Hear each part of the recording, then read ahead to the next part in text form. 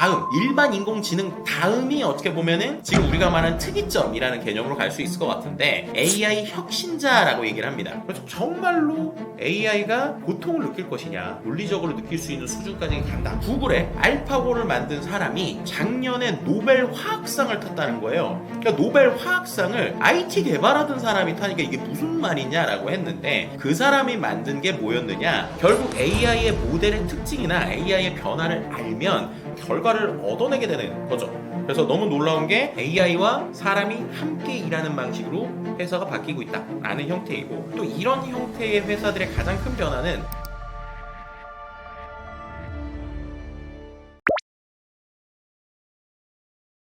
일단 우리가 혁명은 뭐고 특이점은 뭐냐, 약간 이 얘기를 조금 해봐야 되지 않을까라고 생각이 되는데요.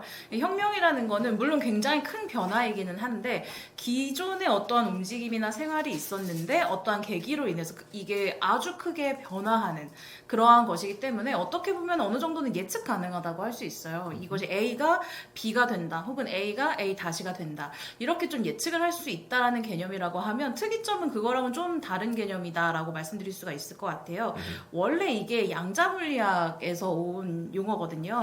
그러니까 블랙홀의 어떤 중심을 이야기를 할 때 특정 부분을 이제 넘어가게 되면 우리가 알고 있던 물리 법칙이 더 이상 적용되지 않는 어떤 지점이 있잖아요. 그걸 원래 특이점이라고 하는데요. 우리가 AI를 이야기하면서 이런 특이점을 이야기한다라는 건 이런 기존까지 우리가 알고 있었던 익숙했던 것에서 완전히 다른 모습으로 튀어버리는 거예요. 그러니까 앞으로의 변화를 이해하거나 예측하는 게 조금 어려워지는 이러한 순간을 우리가 특이점이라고 할 수 있을 것 같고, 최근에 많은 사람들이 이야기하는 거 보면 이 특이점을 약간 지능이 정말 폭발하는 어떠한 순간이다, 이런 식으로 이야기를 하더라고요. 저는 이 특이점이라는 뭐 개념이 조금 어려울 수는 있겠지만 용어 자체로서는 AI 혁명 이런 것보다는 특이점이라는 말이 좀 잘 어울리는 것 같습니다. 그렇죠. 그래서 최근에 이 메타에서도 초지능 연구팀을 만들겠다 이런 표현을 하잖아요. 지능도 지능인데 그 다음 단계인 초지능이라고 하는 개념들도 어떻게 보면 기존과는 완전히 다른 패러다임이 일어난다라는 개념으로 좀 볼 수 있을 것 같고, 또 우리가 이런 용어와 관련돼서 이야기를 많이 할 때 또 오픈 AI의 샘 알트먼이 항상 쓰는 용어가 있죠. AGI라고 하는 용어가 있습니다. 이제 일반 인공지능이라는 건데, 결국에는 AI가 사람처럼 여러 가지를 하거나 그 안에서 변화가 있는 걸 말해요. 실제로 이제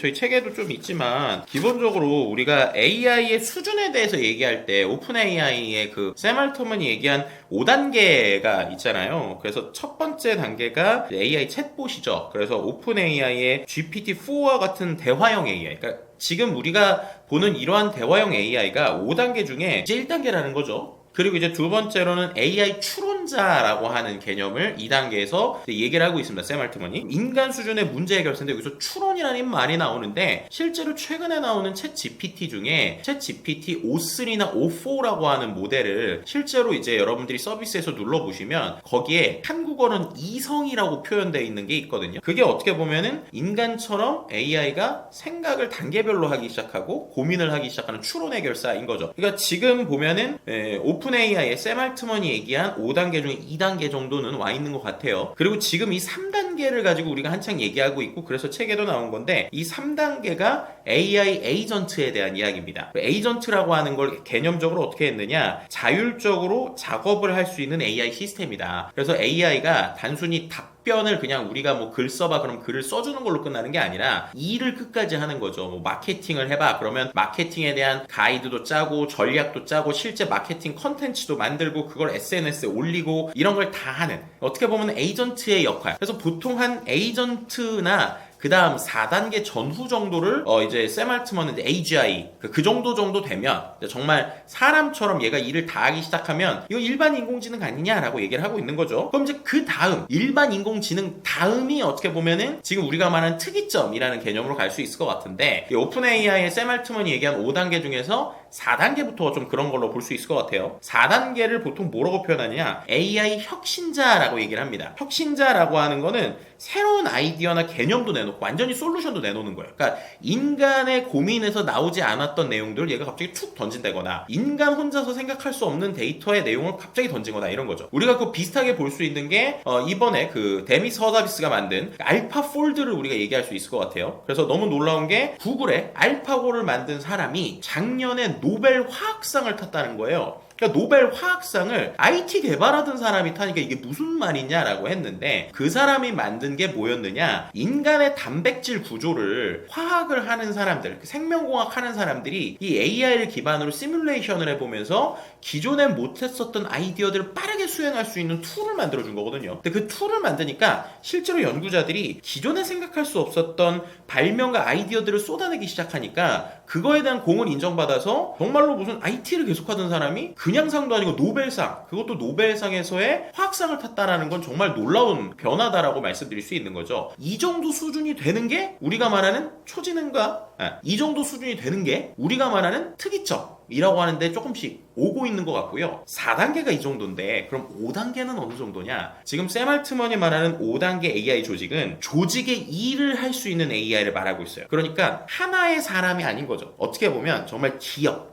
그러니까 AI가 여러 사람의 역할을 나눠서 하듯이 1번 AI는 예를 들면 팀장의 역할을 하고 2번 AI 역할은 뭐 사장을 하고 3번 AI는 실장을 하고 이런 식으로 실제 하나의 팀에서 뭐 의사결정을 한다든지 운영을 한다든지 실행을 하는 이런 것들을 통합적으로 하는 녀석을 얘기하는 거죠. 그래서 우리가 말하는 어떤 특이점이라고 하는 개념들을 이 오픈 AI 샘 알트먼이 얘기한 개념으로 보면 4단계에서 5단계 정도로 또 해석해 볼 수 있고 확실히 인간이 기존에 할 수 없었던 상상 또 인간이 혼자서는 못했던 일들을 AI가 해내기 시작하는 뭐 이런 것들을 좀 특이점에 다다르고 있다라고 표현을 할 수 있을 것 같습니다. 이건 어떻게 생각하세요? 참 쉽지 않은 질문인데. 이건 참 어려운 것 같아요. 근데 이제 지능이라고 하면 사실은 뭐 하나의 스펙트럼은 아니고 굉장히 여러 분야로 우리가 생각을 할 수 있잖아요. 예를 들어서 어떤 특정한 분야에 대해서 잘 할 수 있는 어떤 특수한 지능이 있다면 인간으로서 가지고 있는 어떤 공감이라든가 네트워크를 만든다거나 하는 어떤 또 일반적인 지능이 있을 수 있을 것 같은데요. 사실 여기에 대해서는 레이 커즈와일이라는 사람이 이미 굉장히 오래 전부터 곧 온다 이제 이런 이야기들을 많이 했거든요. 이미 1999년도에 낸 책에서 AGI가 한 2029년 정도면 실현될 거다. 이제 이런 이야기를 했는데 그때 이 레이 커즈와일이 제시한 어떤 기준은 초당 1조 회 정도의 계산을 수행할 수 있는 그런 인공지능의 시대가 올 거고 그게 2029년 정도 될 거다. 이런 이야기를 했어요. 그리고 뭐 샘 알트만이라든가 데미스 허사비스와 같은 사람들도 뭐 앞으로 5년에서 10년 내에는 AGI 시대에 올 것 같다. 이렇게 이야기를 또 하고 있거든요. 그리고 최근 들어서 또 튜링 테스트를 통과하는 이런 언어 모델들이 등장하고 있는데요. 튜링 테스트에 대해서 뭐 알고 계시는 분들도 계시겠지만 앨런 튜링이라는 사람이 1950년대에 고안한 거예요. 그러니까 인간이 어떤 인간이 아닌 존재와 인간을 구분할 수가 있느냐, 그러니까 어떤 것이 인간적인 것이냐, 요거를 이제 테스트하는 건데 사람 실험자가 있으면 격리된 공간에서 텍스트로 어떤 존재들과 대화를 나누는 겁니다. A라는 존재, B라는 존재가 있으면 한쪽은 인간이고 한쪽은 인간이 아닌 거예요. 그러니까 예를 들어 AI 이렇게 있을 때 둘을 정확하게 구분할 수 있느냐, 혹은 구분하는데 얼마의 시간이 걸리느냐, 이제 이런 거를 테스트를 합니다. 보통 한 50% 정도 정답률이 넘어가면은 좀 구분하기가 어려운데? 이렇게 이야기를 하고 70%가 넘으면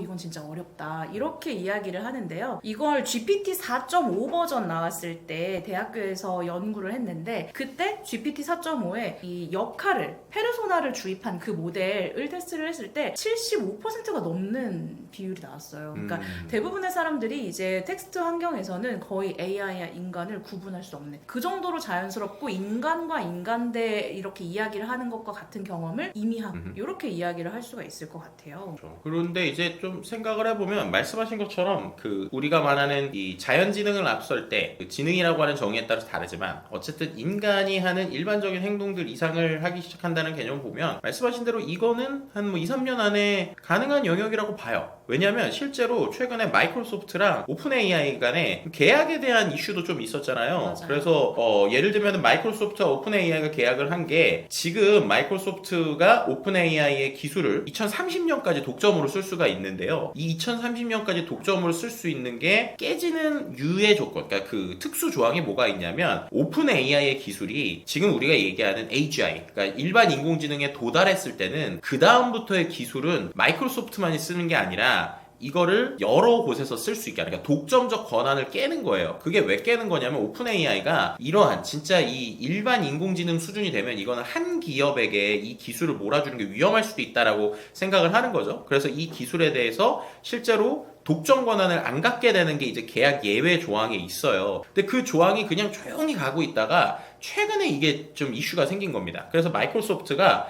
오픈 AI한테 실제 너네가 지금 투자를 더 받기 위해서 회사의 형태를 바꾸고 있는데 마이크로소프트가 지분율이 상당히 높잖아요. 근데 우리가 이 지분율을 유지하면서 너네 회사 바꾸는 거에 대해서 승인을 해줄 테니 조건을 지워달라. 그럼 어떤 걸 지우느냐? 앞에서 있었던 AGI에 도달했을 때 마이크로소프트의 그 독점 권한이 깨진다라는 걸 지워달라고 얘기를 했다는 겁니다. 그럼 이 얘기를 자세히 생각을 해보시면 어차피 그게 없어도 2030년이 되면 오픈 AI가 이제 마이크로소프트가 오픈 AI에 대해서 갖고 있는 독점 권한이 못 갖게 되거든요. 그런데 이제 그런 상황이면 이제 2030년이 얼마 그렇게 뭐 오래 남은 건 아니잖아요. 근데 그 상황에서 갑자기 AGI에 대한 거를 없애달라 라고 하는 건 반대로 말하면 어쨌든 그 둘이 생각하는 AGI에 2030년이 되기 전에 도달할 가능성이 상당히 높다는 거죠. 그렇게 되니까는 그 계약 조항을 지워달라고 하는 얘기가 나올 정도로 우리가 생각하는 것보다 이 지능이라고 하는 것들, 특히나 인간의 지능이라고 하는 것들을 앞서는 것들은 빨리 올 수도 있다라는 겁니다. 근데 이제 중요한 건 그러면 이 지능이라고 하는 게 우리 김한 이사도 잠깐 얘기하셨지만 정말 인간의 모든 지능을 얘가 앞설까? 라고 하는 건 좀 고민을 해봐야 될 것 같아요. 그죠? 맞아요. 사실 AI가 잘하는 게 있고 인간이 잘하는 게 있다. 우리가 뭐 그렇죠. 쉽게는 이렇게 이야기를 할 수가 있을 것 같은데 지금 AI가 굉장한 수준에 올라와 있는 건 사실이긴 하지만 사실 못하는 것들이 있잖아요. 예를 들어 굉장히 오랫동안 쌓여있던 어떤 맥락을 이해한다든지 어떤 정서적인 교류를 하기 위해서 필요한 어떤 명시적인 혹은 명시적이지 않은 커뮤니케이션을 한다든지 또는 윤리적인 판단과 관련된 부분이라든가 신체적인 경험 이런 것들은 또 약하잖아요. 예를 들어 그렇죠. 인간이 어떠한 행동을 했을 때 무엇이 입력이 되는지 사실 그런 것들은 AI로서는 이해할 수가 없는 것들이거든요. 아직까지 이런 부분에서의 한계가 또 명확하게 있기 때문에 지금 당장 인간과 비슷한 수준이다 라고 하기에는 조금 어폐가 있을 수 있을 것 같아요. 근데 다만 이게 머지 않았을 수는 있겠다 이런 생각이 듭니다. 그러니까 이렇게 좀 표현을 하고 싶어요. 우리가 자동차랑 달리기 대회에서 이길 수 있을까요? 이기지요.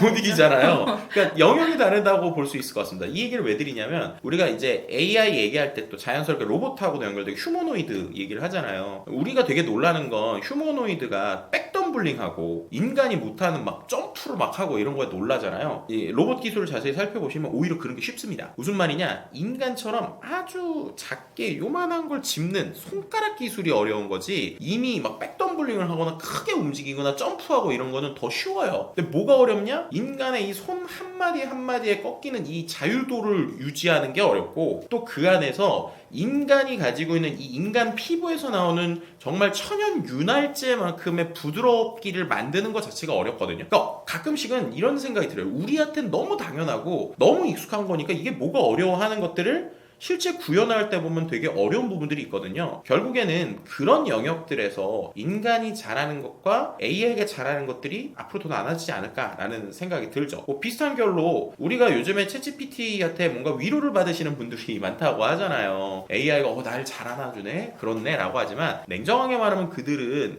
우리가 그 AI를 의인화해서 느끼는 거지 AI는 그냥 자기가 있는 데이터에서 확률상으로 얘기를 해주는 것 뿐이거든요. 그래서 정말로 AI가 고통을 느낄 것이냐. AI는 고통을 느끼는 척을 하는 거죠. 정확하게 말하면 데이터를 기반으로 얘기를 해주는데 그걸 보면서 우리가 감정을 느끼는 건데 정말로 그들이 이런 고통까지 물리적으로 느낄 수 있는 수준까지 간다. 그럼 모르겠어요. 정말 그럼 이제 저는 사람처럼 된다고 보지만 거기까지 갈 때까지는 아직 시간이 있기 때문에 영원히 안 올 수도 있죠. 그래서 결국 우리가 이 지능이라고 하는 걸 어느 영역까지 보고 사람이 잘하는 것과 AI가 잘하는 것을 잘 구분하는 것들 이런 것들이 어떻게 보면은 이 AI 시대에 우리가 또 살아남을 수 있는 방법 중에 하나가 아닐까 이런 생각도 드네요.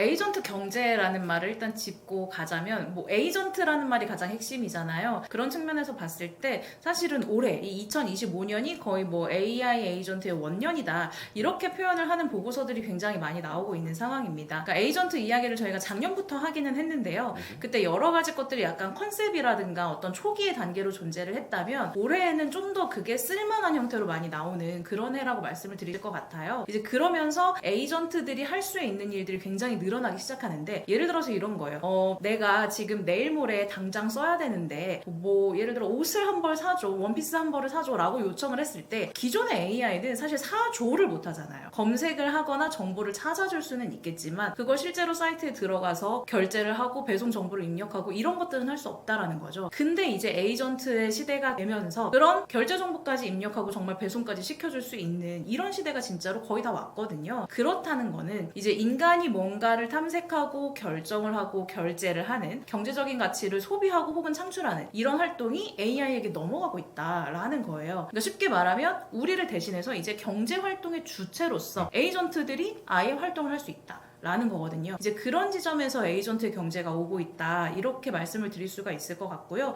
지금 뭐 이런 것들이 일상생활에서만 벌어지는 일이 아니라 어떤 회사에서 팀 단위 혹은 업무 단위로도 충분히 이제 이루어지고 있는 일이에요. 이제 일을 하면서 내가 AI 에이전트에게 업무를 지시를 하면 어느 정도의 자율성을 가지고 계획도 하고 수행도 하고 결과물을 내놓는 이제 그런 것들이 나오고 있는 상황인데요. 이제 그러면서 MS가 제시한 개념이 있죠. 이제 프론티어 기업이라는 그렇죠. 이야기를 하잖아요. 프론티어 기업 얘기를 하기 전에 그 방금 이야기한 이제 기업에서 적용되는 걸 조금 더 자세히 설명을 하면 이 프론티어 기업에 대한 개념도 좀 이해가 되실 것 같아요. 앞서서 김하남 이사가 얘기해 준 거는 개인의 관점에서 예를 들면은 내가 물건을 사고 싶은데 어떻게 할까? 그러면은 정말로 AI가 나 대신에 쇼핑몰도 들어가고 그리고 내가 원하는 취향의 옷도 골라주고 결제도 하고 그래서 오게 하는 거잖아요. 그런데 이걸 이제 기업 단위로 가보게 되면 기업에서는 수많은 의사결정들이 있죠. 근데 그 의사결정에 따라서 하나하나의 의사결정을 사람이 다 해야 될 때 시간이 오래 걸렸는데 이 의사결정의 많은 부분을 AI가 대신해주기 시작한다 라고 하면은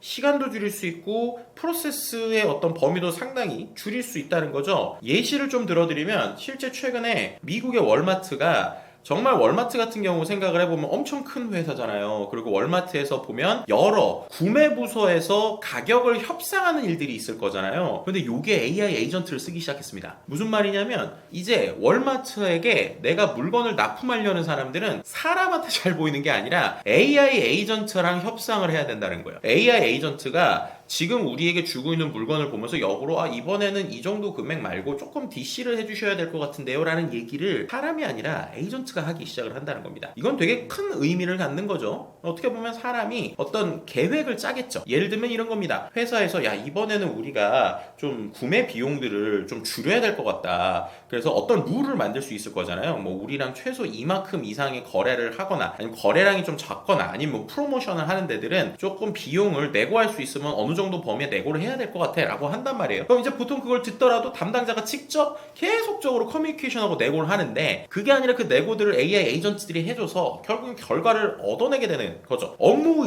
의사결정에 많은 것들이 자동화될 수 있다라는 겁니다. 실제로 우리가 알고 있는 월드 이코노미 포럼에서도 이러한 업무 의사결정의 15% 이상이 조만간 자동화될 것이다 라고 얘기를 하고 있고요. 이처럼 인간과 AI가 마치 하나의 팀처럼 하나의 조직처럼 같이 움직이고 그 안에서 의사결정도 AI가 하고 또 그 결과를 갖고 다시 사람이 주는 이러한 구조의 형태의 회사를 이른바 프론티어 기업이라고 마이크로소프트에서 최근에 주장하고 있죠. 그래서 어떻게 보면 AI와 사람이 함께 일하는 방식으로 회사가 바뀌고 있다라는 형태이고 또 이런 형태의 회사들의 가장 큰 변화는 두 가지를 얘기하고 있는데 하나는 이 일하는 조직의 형태가 바뀐다. 예를 들면 예전에는 부서 단위, 그래서 예를 들면 마케팅 조직, 뭐 영업 조직, 홍보 조직 이런 것들이 따로따로 있어서 이 조직 단위로 움직였는데 지금과 같은 형태가 되게 되면 조직이 아니라 일종의 프로젝트 단위로 움직일 수 있다는 거죠. 왜냐면 한 사람이 어떤 특정 프로젝트, 예를 들면 아까 얘기한 대로 이번에 금액을 3% 줄이는 목표의 프로젝트라는 걸 들었을 때 수많은 AI 도구들을 갖고 자기가 가이드를 주는 일종의 이런 가로축 형태의 일을 해낼 수 있다라고 하는 것들이 나중에는 부서 단위가 아닌 프로젝트 단위로 일이 바뀔 수 있다라고 하는 걸 얘기하고 있고요. 두 번째로는 프론티어 기업이 되게 되면 결국 사람과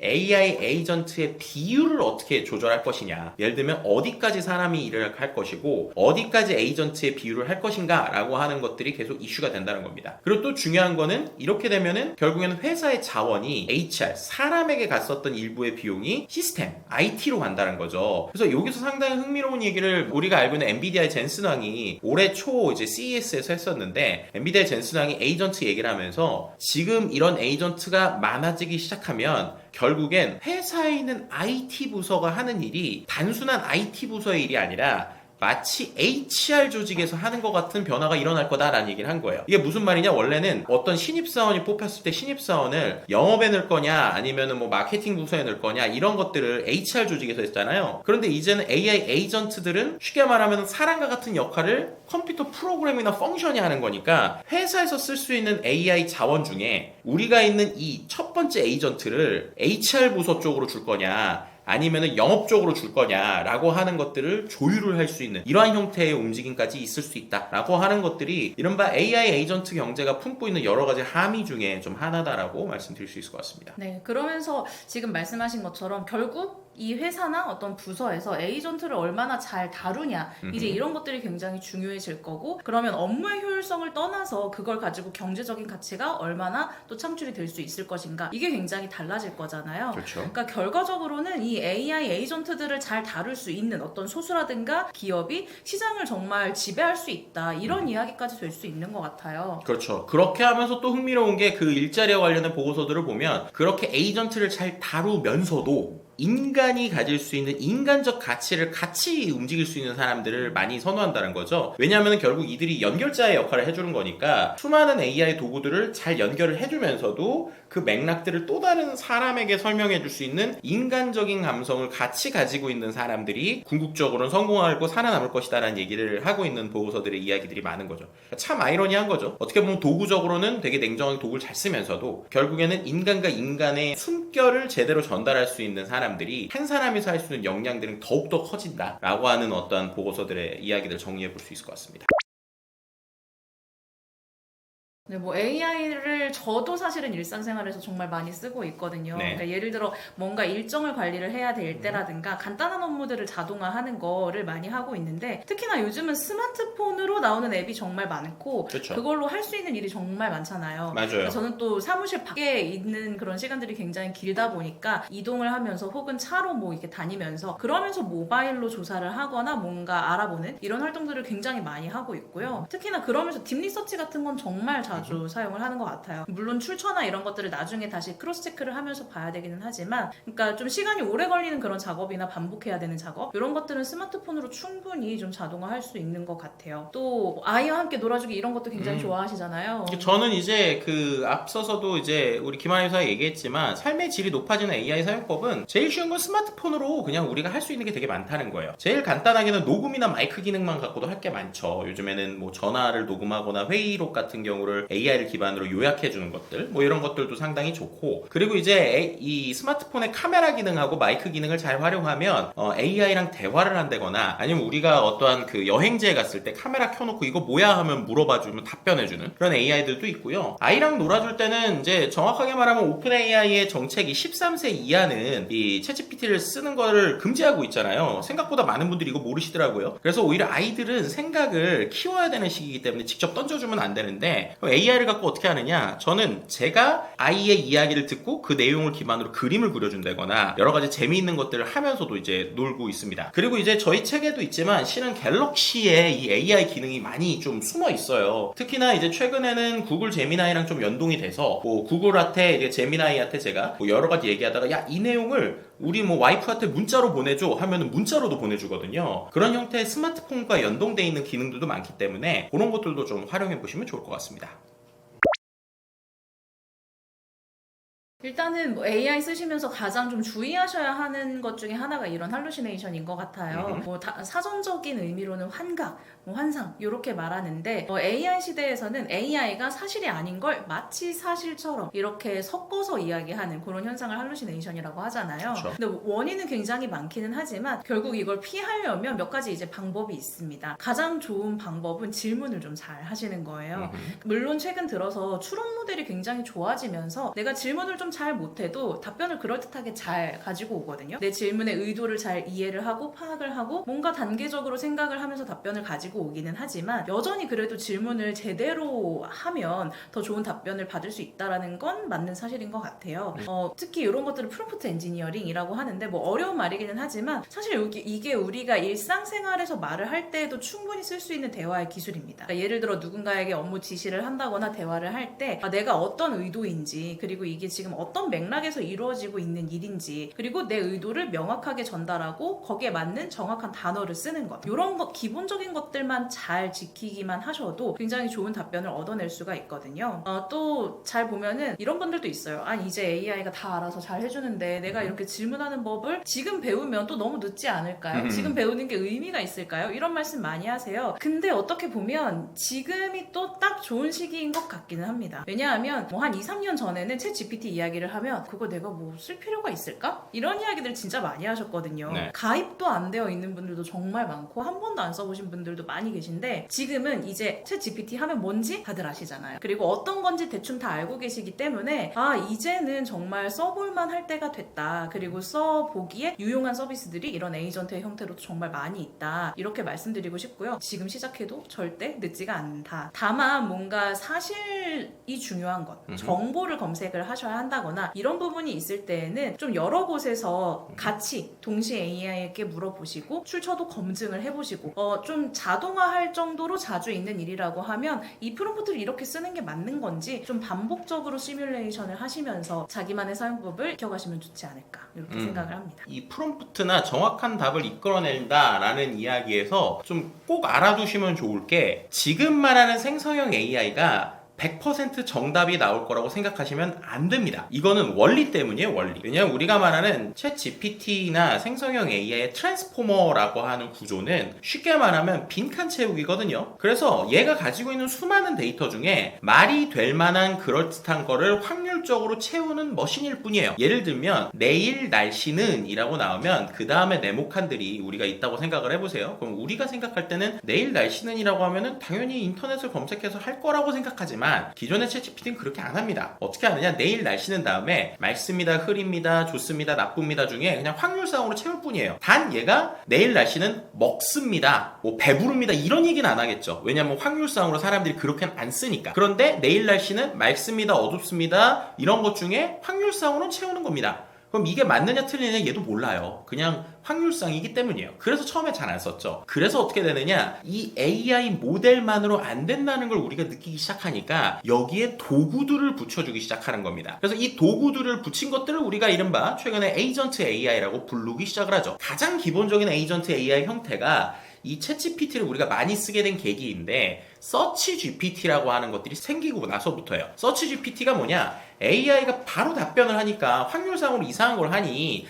얘가 인터넷 검색을 할 수 있게 도와주자라고 하면서 답변을 할 때 바로 답변을 하는 게 아니라 인터넷에서 빠르게 내용을 검색하고 그 내용을 요약해서 붙일 수 있게 해준 거죠. 예를 들면 앞서서 내일 날씨는 이라고 물어보면 기존의 전통적인 챗GPT는 내일 날씨는 다음에 그냥 네모칸에 있는 걸 확률적으로 채우는 거지 이게 맞는지 틀리는지 관심이 없거든요. 그런데 이제 내일 날씨는 이라고 물어보면 이제 얘가 느끼는 거죠. 이거는 인터넷 검색을 해야 되는구나. 그래서 저 대신에 어떻게 하느냐, 인터넷 사이트를 들어가는 거예요. 그래서 그 안에서 내일 날씨를 검색을 합니다. 그럼 내일 날씨가 기상청에 있으면 그 내용을 가져와서 붙이는 거죠. 그렇게 되니까 어떻게 되는 거냐, 검색을 통해서 가장 맞는 답들을 가져와서 요약을 해준다라고 보시면 돼요. 그래서 이게 되게 중요한 게, 결국 AI의 모델의 특징이나 AI의 변화를 알면 그 안에서 우리가 정확한 답을 이끌어낼 수 있다는 겁니다. 그럼 여기서 이제 한 가지, 지금 AI 챗GPT도요, 그래서 여러분들이 이 모델을 뭐를 고르냐에 따라서 답변이 되게 달라져요. 예를 들면 챗GPT를 그냥 쓰시면 GPT-4.5 버전을 쓰시거든요. GPT-4.5 버전한테 뭔가를 물어보면 얘가 인터넷 검색을 할 때도 있고 안 할 때도 있습니다. 그럼 보통 할 때가 좋을 때가 있고 안 할 때가 좋을 때가 있어요. 무슨 말이냐, 인터넷 검색을 한다는 건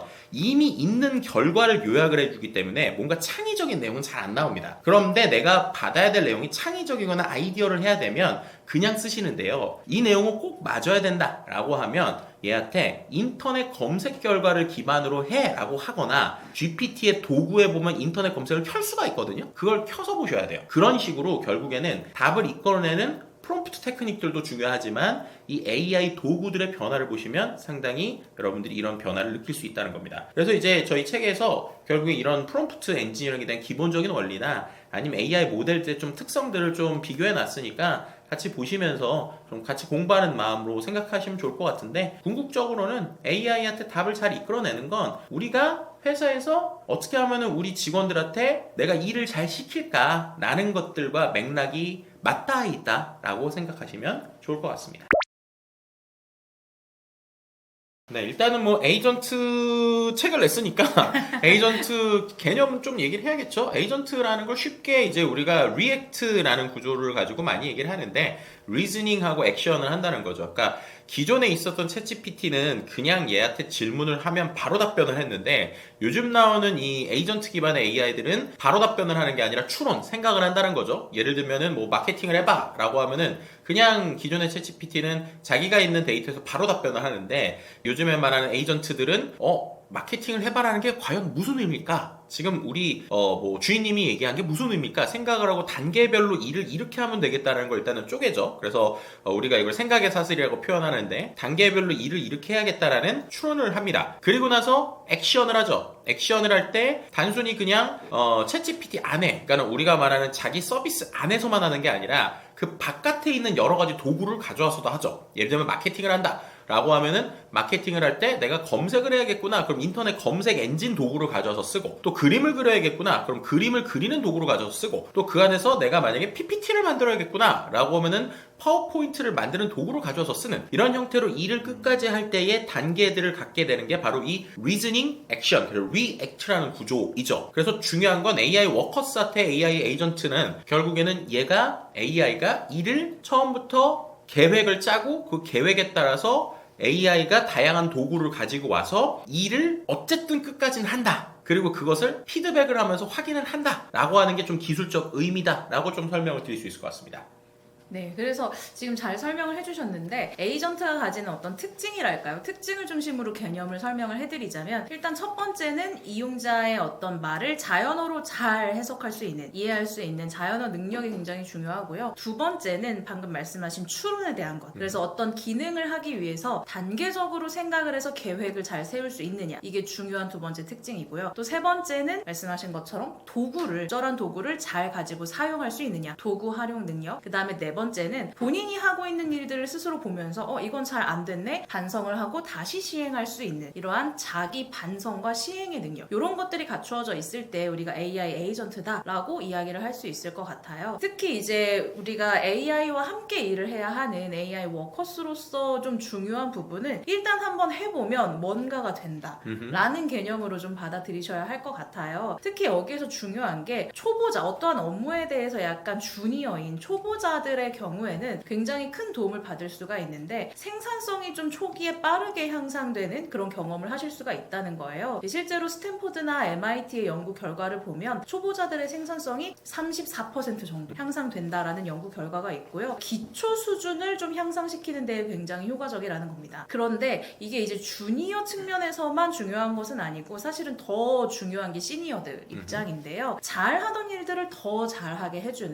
그러니까 AI 에이전트가 내가 가진 능력을 증폭시켜주는 역할을 한다라는 거예요. 그래서 상대적으로 내가 이 일에 대한 이해가 조금 없으면 증폭되는 양도 적을 수밖에 없다라는 겁니다. 우리가 0 곱하기 0은 뭘 해도 0이잖아요. 그쵸. 그러니까 흔히 말하면 AI한테 물어보면 뭐든지 다 해줄 수 있을 것 같지만 실제로 써보면 그렇지가 않다라는 거예요. 자기가 하려는 일에 대해서 잘 이해하고 있는 사람이 쓸수록 AI의 효과를 훨씬 더 크게 볼 수 있는데요. 그런 측면에서 시니어들에게는 증폭기의 역할이다 라고 생각을 하시면 좋을 것 같아요. 근데 여기서 중요한 거, 아무리 그래도 AI를 너무 전적으로 믿으면 아무래도 우리가 더 멍청해지는 결과가 될 수 있다라는 것 같아요. 그러니까 실제로 지식 노동자들에게 이 AI를 써보라고 말하고 어느 정도로 이제 생각하는 능력이 떨어지는지 이거를 연구한 결과가 있거든요. 근데 지식 노동자의 72%가 인지적인 노력이 감소하는 결과로 나타났다라고 해요. 생각을 덜 한다라는 거죠. 맞습니다. 그러니까 생각하려는 노력을 안 한다. 쉽게 말하면 내 생각마저 AI에게 외주를 주고 있다. 이렇게 이야기를 할 수가 있는데요. 특히나 이걸 보면 요즘에 그런 사람들이 있어요. 뭘 물어보면 대답을 하는데 이거 챗GPT가 그러던데? 이렇게 얘기를 하는 거예요. 근데 사실 그게 진짜인지 아닌지도 모르거든요. 검증하려는 절차가 전혀 없이 AI가 이렇게 말했으니까 이게 맞을 거야. 이렇게 이야기를 하는 경우가 있는데 실제로 이렇게 AI를 더 많이 믿을수록 많이 신뢰를 할수록 비판적인 사고력이 더 크게 감소한다라는 거예요. 거의 69%까지도 이런 사고의 능력이 감소하는, 그러니까 멍청해지는 결과가 나타날 수가 있다는 거죠. 반면에 내가 나의 업무에 있어서 좀 자신감이 있는 사람들, 나는 일 정말 잘해, 괜찮아, 나는 잘하는 사람이야 라는 자신감이 있는 경우에는 이 비판적인 사고를 더 많이 한다라는 겁니다. 된다. AI가 어떤 결과를 가지고 왔을 때 이거 진짜야 아니야. 나 이거 확인해 본다. 이런 식으로 더 많이 논리적으로 생각을 하고 비판적으로 보는 이런 능력이 생긴다고 해요. 그러니까 똑같이 AI를 쓴다고 했을 때에도 내가 어떤 자세를 가지고 이거를 적용하느냐에 따라서 전혀 다른 결과가 나타날 수가 있다라는 겁니다. 그러니까 방금 김아람 이사께서 이제 증폭기 얘기를 해주셨는데 저는 이 증폭기가 갖는 의미가 되게 여러 가지가 있다고 생각해요. 예를 들면 이 AI가 생각 증폭기의 역할을 하면 일단 쓰는 사람과 안 쓰는 사람의 격차는 엄청나게 날 수밖에 없다는 게 첫 번째고, 두 번째는 모두가 이 증폭기를 쓰게 됐을 땐 결국에는 원래 그 일을 잘하는 사람이 그렇지 않은 사람과 이 생산성 격차가 훨씬 더 커진다는 겁니다. 예를 들면 증폭기가 한 곱하기 10 해준다고 생각하면 내가 원래 일을 10만큼 하는 사람이 있고 20만큼 하는 사람이 있어요. 그럼 그 두 사람의 격차는 10만큼인데 이제 곱하기 10을 해주는 증폭기가 생겼으니까 이게 100하고 200이 되거든요. 그럼 이제 격차가 더 커진다는 거죠. 이것보다 더 중요한 게 뭐냐면 이 증폭기가 플러스 쪽으로만 증폭이 되는 게 아니라 마이너스 쪽으로 증폭이 된다는 거예요. 예를 들면 내가 이 AI 도구를 검증하지 않은 상태에서 제대로 잘못된 결과를 맞는 것처럼 그냥 내기 시작을 해요. 그럼 그런 것들이 예전에는 회사에 미치는 영향이나 내가 하는 영향에 마이너스 3만큼이었다고 치면 그것도 증폭이 돼서 마이너스 30만큼 영향을 미친다는 거고요. 또 이거를 안 좋은 쪽으로 쓰게 된다. 우리가 말하는 범죄 같은 데 쓰게 된다. 이 역시도 증폭이 된다라고 하는 이 AI의 증폭기적인 특징을 좀 잘 생각해야 되는 것 같아요. 그리고 이제 방금 말씀하셨던 AI 신뢰도 그리고 비판적 사고력과 관련돼서 그 논문 저도 봤는데 되게 또 재밌는 결과가 AI를 그럼 어떤 사람이 많이 쓰냐도 있었거든요. 근데 AI를 많이 쓰는 사람들의 특징이 내 일이 바쁜 사람이라는 거예요. 내가 너무 바쁘니까 이거 AI한테 한번 맡겨보면 어떨까 하고 맡겨봤더니 되게 뭔가 결과가 빨리 나오는 거죠. 결과가 빨리 나왔는데 그걸 검증하는 생각보다는 이거 잘 나오니까 이거 믿고 하면 되겠네? 라고 나의 신뢰도가 높아지는 거예요. 그러니까 비판적 사고력이 더 떨어지는 거예요. 그러다가 어떻게 되느냐? 결국에는 인지적 노력이 떨어지고 결국 그것이 말씀드린 대로 안 좋은 결과 한두 개를 초래하기 시작하면 그것의 증폭 능력은 결국에는 회사에 더 악영향을 미칠 수 있다라는 겁니다. 그래서 결국에는 앞서서 얘기하셨던 이 MIT나 이런 리뷰들에서도 초보자들의 생산성은 높이지만 결국 이게 어느 수준이 되면 AI가 자칫 잘못하면 베스트와 레스트를 나눌 수 있다. 그래서 어떤 베스트인 사람들에게는 아주 더 좋은 결과를 내지만 그렇지 않은 사람들한테는 어느 수준 이상에서 오히려 AI를 때문에 마이너스가 될 수도 있다라는 이야기들을 하고 있거든요. 그래서 이런 관점에서 에이전트의 특징들, AI 에이전트들의 특징들을 잘 이해하고 우리가 일에서 어느 수준까지 쓸 것인가, 또 이 에이전트가 끝까지 일을 하는 것들을 우리가 어떻게 검증하면서 쓸 것인가 라고 하는 고민을 반드시 같이 해야 된다는 얘기를 드릴 수 있을 것 같습니다. 근데 지금 이야기한 것 중에 저도 한 가지 이제 말씀드리고 싶은 게 업무에 시간적인 압박을 많이 받는 사람들이 AI를 많이 쓴다 이렇게 말씀하셨잖아요. 네. 그러니까 여유가 없을수록, 생각할 여유가 없을수록 AI를 더 쓸 수밖에 없고 또 여유가 없을수록 그걸 부정확하게 쓸 때 부작용이 있을 수밖에 그쵸. 없다는 건데요. 결국 이런 관점에서 AI로 인해서 실제로 뭔가 돌아가는 시간이 짧아졌을지라도 어떤 개인에게 생각을 할 수 있는 시간, 이런 업무의 재배치, 시간의 재배치가 저는 반드시 필요하다라고 생각을 해요. 그렇죠. 그러니까 예를 들어 AI로 했는데 왜 이것밖에 시간을 줄일 수 없어? 라고 압박을 하는 게 아니라 더 좋은 결과물을 내기 위해서는 이걸 잘 쓸 수 있는 시간을, 생각할 수 있는 시간을 좀 줘야 되지 않을까, 이런 측면에서 바라볼 필요도 있다라는 생각이 듭니다.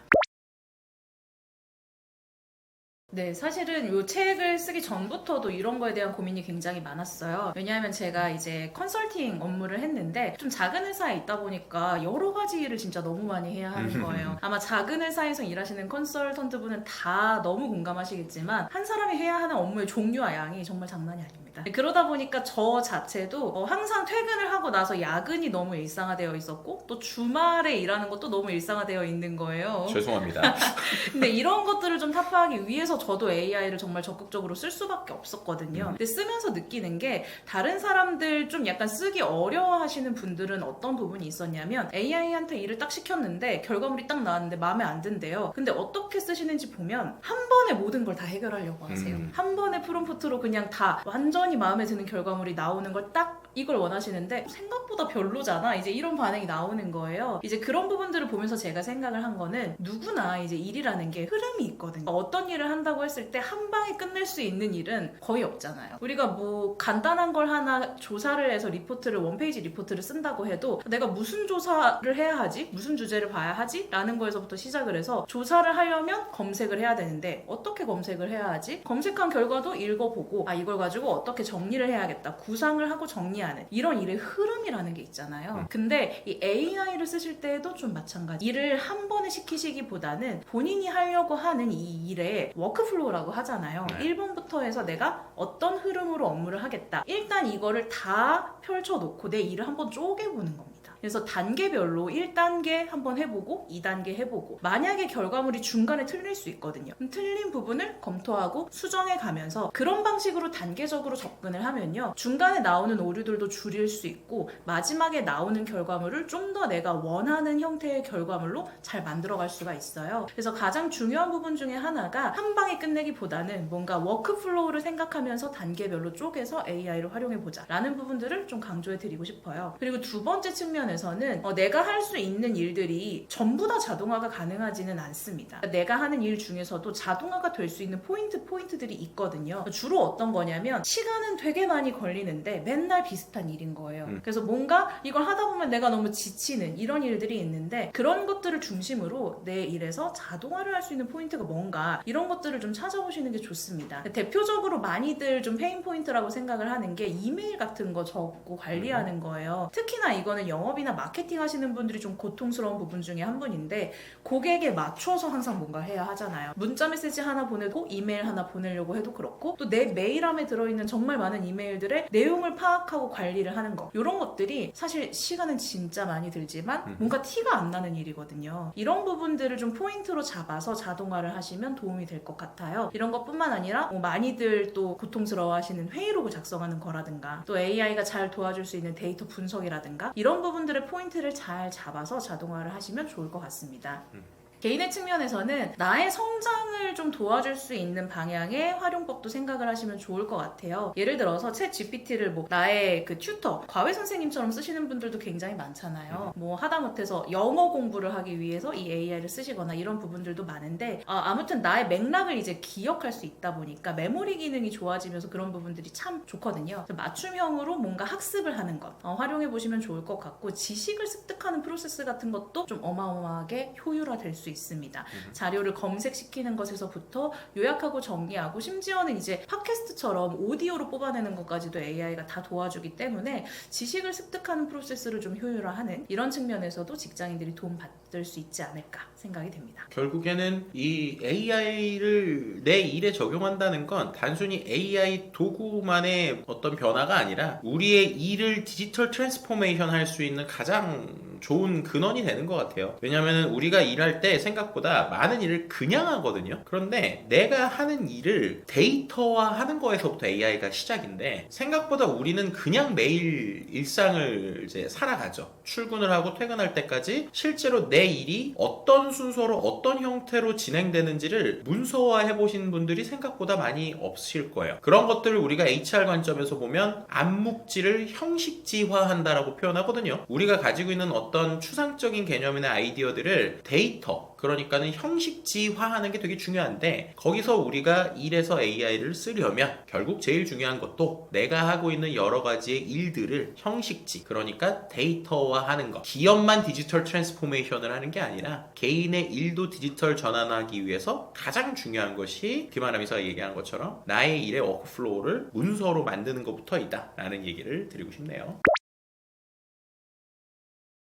네, 기업들이 AI를 좀 도입을 하는 어떤 방향성을 보면 두 가지가 있는 것 같아요. 그러니까 일단 챗 GPT에 접속을 해서 쓰라고 하는 기업들은 별로 없겠죠. 왜냐하면 이제 그렇죠. 회사 내부의 데이터 같은 것들이 굉장히 민감한 문제니까요. 또 그런 것들은 입력하지 않으시는 게 좋으니까 이 내부에 구축하는 상황을 생각해 보면 두 가지 정도로 나눌 수가 있을 것 같습니다. 어떤 오픈소스 모델 같은 거를 잘 가지고 와서 우리 회사에 맞게 튜닝을 해서 쓰는 이런 방식이 있을 수 있고 또 하나는 개발을 하되 사용 API 같은 것들을 붙여서 우리 회사에서 쓸 수 있게 해주는 이런 방향인 것 같은데요. 근데 대기업이라면 모르겠지만 이 중소기업이나 스타트업 정도의 규모라고 하면 이 두 개를 섞은 하이브리드 접근법이 훨씬 더 도움이 되실 것 같아요. 그러니까 예를 들어서 우리가 어떤 작업을 해야 하는가 또는 어떤 데이터를 써야 하는가에 따라서 무엇을 쓰면 좋을지 효율적일지를 좀 감안을 해보자는 거죠. 그러니까 예를 들어서 회사의 내부 데이터를 좀 처리해야 된다. 좀 민감한 업무, 개인정보라든가 데이터라든가 좀 중요한 데이터들이 많이 있다라고 했을 때에는 이 분야에 있어서는 잘 만들어진 오픈소스를 가지고 와서 좀 우리 회사에 맞게 쓰고, 아니면 일반적인 작업이라든가 혹은 좀 너무 구체적인 추론에 좀 높은 능력이 필요하다, 이거는 오픈소스로 구현하기가 좀 어렵다, 이런 부분에 있어서는 챗 GPT와 같이 상용 잘 만들어진 그런 API를 끌어와서 쓰는 거죠.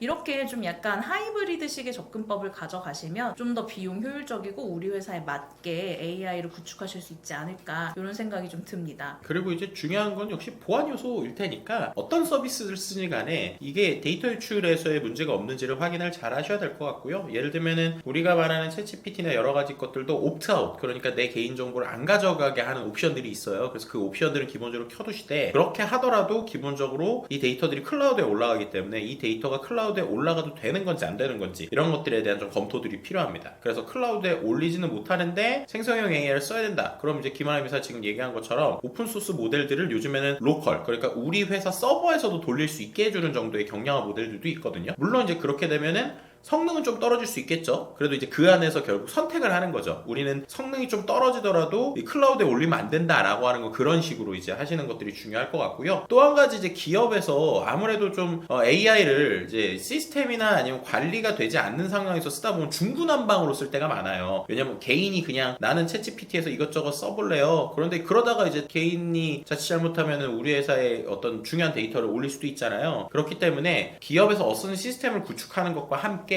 반드시 가이드라인을 만들어야 된다는 얘기를 드리고 싶어요. 그래서 예를 들면 요즘에는 학교에서도 AI 활용에 대한 가이드라인들을 계속 만들고 있거든요. 그래서 뭐 예를 들면 시험을 볼 때는 어디까지 쓴다거나, 아니면 그 안에서 과제를 할 때는 어떻게 한다거나, 그런 일종의 그 룰 같은 거죠. 그런 룰들을 만들고 있는데 기업들 역시도 그런 가이드라인들이 우리 회사에 만든 최적의 가이드라인들을 만들어야 된다라는 얘기를 드리고 싶고요. 또 함께 쓰는 플레이북이라고 보통 표현을 하는데, 우리 회사의 AI 전략에 대한 일종의 뭐 매뉴얼 같은 것들도 같이 분명히 만들어야 되는 필요들이 있을 것 같습니다. 그래야만이 나중에라도 문제가 생겼을 때 그 가이드라인에 의거해서 움직일 수 있기 때문에 작은 기업이라 할지라도 우리가 이 AI를 어떤 식으로 써야 될지에 대한 명시적인 가이드라인을 만드는 거는 꼭 추천을 드리고요. 그 외에도 뭐 예를 들면 우리가 대국민 서비스를 한다, 그러니까 어떻게 보면 우리 서비스 자체가 소비자들에게 넘어가는 쪽이다 라고 하면 이 프롬프트 리킹이나 인젝션이라고 하거든요. 그러니까는 AI한테 잘 구슬러서 우리 회사의 데이터를 이제 끌어내게 하는 전략들이 있는데, 그런 것들 역시도 잘 막아주는 이런 세팅들이 좀 필요한 부분이 있습니다. 그래서 그런 결로 보안에도 좀 신경을 쓰는 부분들이 이제 중요해질 것 같네요. 일단 좀 기업이 확실히 AI에 대해서 좀 더 익숙해지다 보니까 요구하는 것들도 늘어나고 있는 것 같아요. 맞아요. 요즘 엄청 디테일해지고 있어요. 맞아요. 그러니까 초기에는 사실은 챗 GPT 맨 처음에 나왔을 때에는 뭔가 글자를 만들어주는 AI더라라는 인식이 있었기 때문에 뭔가 보고서를 한다거나 무슨 문서를 쓴다거나 이런 것들을 많이 생각하셨는데, 이제는 이제 멀티모달이라는 개념이 부상을 하고 있잖아요. 더 이상 AI와 우리가 텍스트로 대화를 하는 게 아니라 이미지로 입출력이 되고, 또 동영상으로도 입출력이 되고, 음성도 되고, 이렇게 하다 보니까 그걸 한 번에 또 이렇게 받아내기를 원하죠. 맞아요. 이 모든 것들을 다 하이브리드해서 사용을 하실 수 있기를 원하거든요. 예를 들어 어떤 영상을 입력했을 때 이걸 구체적으로 분석해서 어떤 결과물이 나온다든가, 이런 부분들을 원하고 계시는데요. 이런 것처럼 아무래도 이제 이런 종류의 멀티모달이 좀 강화되는 그런 에이전트들이 굉장히 많이 각광을 받을 것 같아요. 이런 것들은 기존에 우리가 충분히 이런 뭐 이미지 혹은 영상, 음성에 대한 데이터를 학습시켜 놓지 않더라도 뭔가 우리가 뭘 넣었을 때 AI가 알아서 분석하고 이걸 대답을 해줬으면 좋겠는 이런 니즈들이 강해지고 있기 때문에 그런 부분들이 좀 많이 성장이 될 것 같고요. 두 번째로는 좀 물리적인 환경에 대한 건 것 같아요. 지금은 아무리 그래도 AI가 좀 모니터 속에서 키보드와 어떤 우리 음성을 통해서 구동이 되거나 출력이 되는 이런 게 있는데, 약간의 뭐 센서와 연동이 된다거나 이제 피지컬적인 무엇인가와 연동이 되는 형태의 에이전트들을 좀 더 많이 원하고 계신다라는 느낌이 들어요. 그렇죠. 그러니까 우리가 단순히 뭐 휴머노이드, 그러니까 로봇 형태, 그러니까 우리가 말하는 사람 형태의 로봇이 AI에 들어가는 거 말고라도, 예를 들면 제조업 공장에서 쓰는 로봇 팔, 아니면 제조업 공장에서 쓰는 여러 가지 센서, 이런 하나하나에도 AI 에이전트들과 할 수 있는 게 많구나라는 걸 좀 느끼는 것 같아요. 제일 대표적으로 최근에 이제 제조에서 이제 많이 요구하시는 것들이 그런 거잖아요. 공장에 가면 공장에 기계들이 돌아갈 때 나오는 로그 데이터들이 있는데, 예전엔 그 데이터들이 숫자나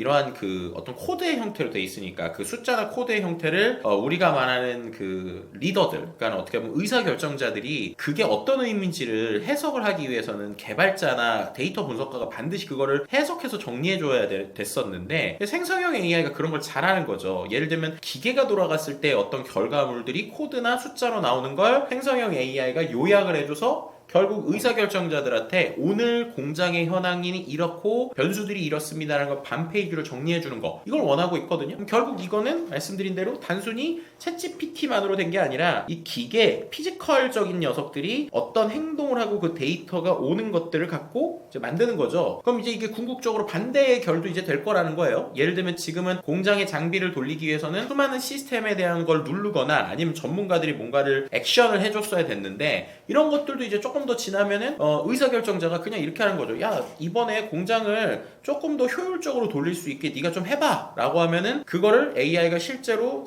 시스템을 만들고 설계를 한 다음에 돌리는 것까지 하는, 이런 녀석들에 대한 기대감들이 늘어나고 있고, AI 기술이 결국 그런 쪽으로 발전할 거니까 궁극적으로는 제조, 특히나 인력이 부족한 쪽의 전통 제조들에서는 이 AI를 가지고 향후에는 우리가 기대해 볼 것들이 많다라고도 좀 해석해 볼 수 있을 것 같습니다. 그리고 일하는 방식의 변화도 좀 중요한 부분인 것 같아요. 왜냐하면 이제 더 이상 우리가 일을 인간 혼자서 하는, 혹은 인간의 동료와 하는 느낌이 아니라 인간이 AI와 함께, AI 에이전트와 함께 일을 할 수밖에 없는 그런 환경이 되잖아요. 그렇게 되면 결국 이 AI 에이전트가 하나의 동료가 되는 거거든요. 그럼 이 동료를 어떻게 나의 업무 안으로 집어넣고 어떻게 관계를 맺을 것인가, 이런 것들이 굉장히 중요해지리라고 보거든요. 그러니까 아마 직장인들 입장에서는 이 협업을 하게 되는 문화 자체가 아주 크게 좀 변화하지 않을까라는 생각이 들어요. 예를 들어 내가 지금까지 하고 있는 업무는 이것이었는데 앞으로는 이 100%를 내가 하는 게 아니라 AI들만 활용해서 할 수도 있는 그런 시대가 되는 거잖아요. 결국 내가 가진 업무를 어떻게 분담을 할 것이냐, 어떻게 이걸 설계를 해서 어떤 에이전트에게 주었을 때 최적의 어떤 결과물이 나올 수 있는지, 이러한 것들이 완전히 달라질 거라고 생각이 되고요. 또 그 과정에서 우리가 의사결정을 하는 과정 자체도 좀 변화할 것 같아요. 기존에 내가 그냥 알고 있던 경험적이거나 이런 암묵적인 어떤 이런 지식에 의해서 이루어지는 것이 아니기 때문에 AI들이 이제 자율적으로 판단하고 평가하고 행동을 할 수가 있잖아요. 그럼 이 의사결정을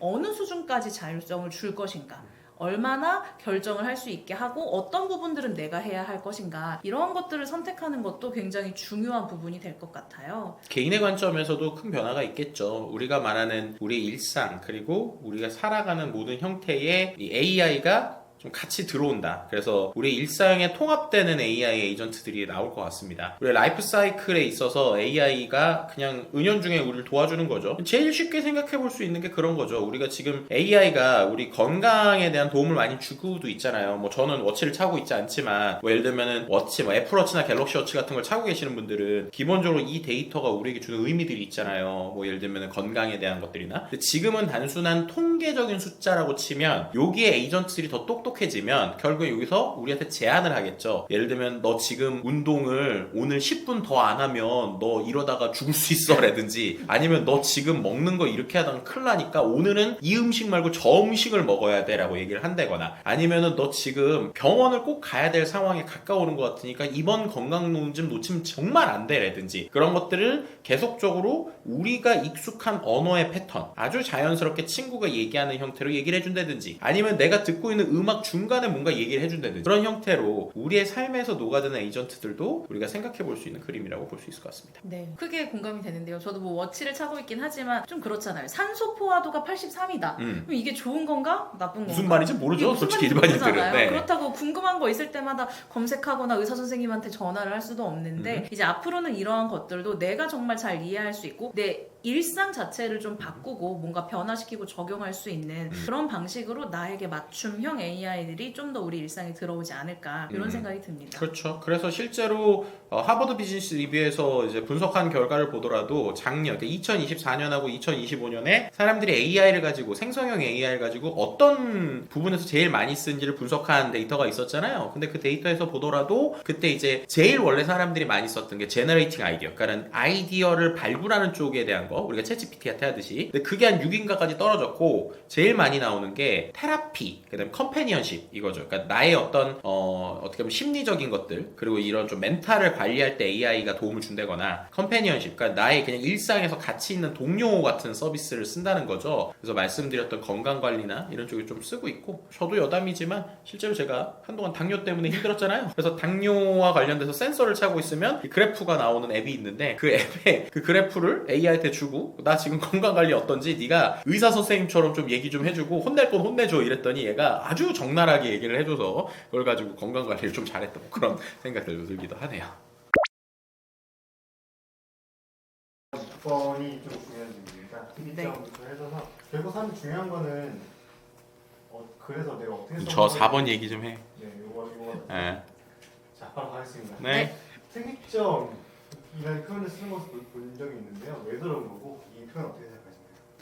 우리가 혁명은 뭐고 특이점은 뭐냐 약간 이 얘기를 조금 해봐야 되지 않을까라고 생각이 되는데요. 이 혁명이라는 거는 물론 굉장히 큰 변화이기는 한데 기존의 어떠한 움직임이나 생활이 있었는데 어떠한 계기로 인해서 이게 아주 크게 변화하는 그러한 것이기 때문에 어떻게 보면 어느 정도는 예측 가능하다고 할 수 있어요. 이것이 A가 B가 된다 혹은 다시가 된다 이렇게 좀 예측을 할 수 있다라는 개념이라고 하면 특이점은 그거랑은 좀 다른 개념이다라고 말씀드릴 수가 있을 것 같아요. 원래 이게 양자물리학에서 온 용어거든요. 그러니까 블랙홀의 어떤 중심을 이야기를 할 때 특정 부분을 이제 넘어가게 되면 우리가 알고 있던 물리 법칙이 적용되지 않는 어떤 지점이 있잖아요. 그걸 원래 특이점이라고 하는데요. 우리가 AI를 이야기하면서 이런 걸 이야기한다라는 건 이런 거죠. 기존까지 우리가 알고 있었던 익숙했던 것에서 완전히 다른 모습으로 튀어버리는 거예요. 앞으로의 변화를 이해하고 예측하는 게 조금 어려워지는 이러한 우리가 특이점이라고 할 수 있을 것 같고 최근 많은 사람들이 이야기하는 거 보면 이 특이점을 약간 지능이 정말 폭발하는 어떠한 순간이다 이런 식으로 이야기를 하더라고요. 그래서 저는 이 특이점은 뭐 개념이 조금 어려울 수는 있겠지만 용어 자체로서는 뭐 AI 혁명 이런 것보다는 어떤 특이점이라는 말이 좀 잘 어울리는 것 같습니다. 그렇죠. 그래서 최근에 이 메타에서도 초지능 연구팀을 만들겠다 이런 표현을 하잖아요. 지능도 지능인데 그 다음 단계인 초지능이라고 하는 개념들도 어떻게 보면 기존과는 완전히 다른 패러다임이 일어난다라는 개념으로 좀 볼 수 있었고, 또 우리가 이런 용어와 관련돼서 이야기를 많이 하는 건데 결국에는 AI가 사람처럼 여러 가지 하거나 그 안에서 변화가 있는 걸 말해요. 실제로 이제 저희 책에도 좀 있지만 기본적으로 우리가 AI의 수준에 대해서 얘기할 때 오픈 AI의 샘 알트먼이에요. 그래서 첫 번째 단계가 AI 챗봇이죠. 그래서 오픈 AI의 GPT-4와 같은 대화형 AI. 그러니까 지금 우리가 보는 이러한 대화형 AI가 5단계 중에 이제 1단계죠. 그리고 이제 두 번째로는 AI 추론자라고 하는 개념을 2단계에서 얘기를 하고 있습니다. 샘 알트먼이. 그럼 인간 수준의 문제 해결사인데 여기서 추론이라는 말이 나오는데 실제로 때 나오는 챗 GPT 중에 챗 GPT O3나 O4라고 모델을 실제로 이제 여러분들이 서비스를 눌러보시면 거기에 한국